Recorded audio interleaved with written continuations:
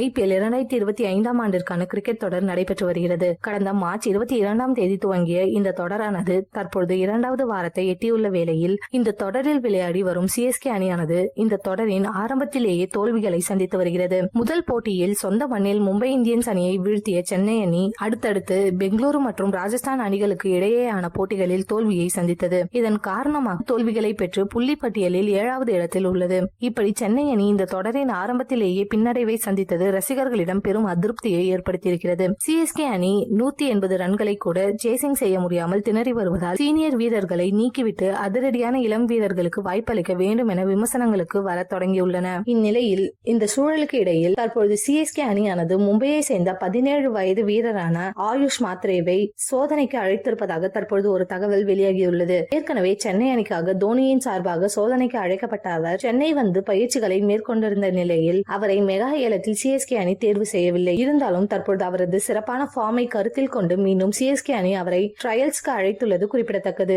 விரைவில் இவர் களமிறங்க வாய்ப்புள்ளதாம். இனிமேல் CSK அணி புதிய திட்டத்தை கையில் எடுப்பார்கள் என எதிர்பார்க்கப்படுகிறது.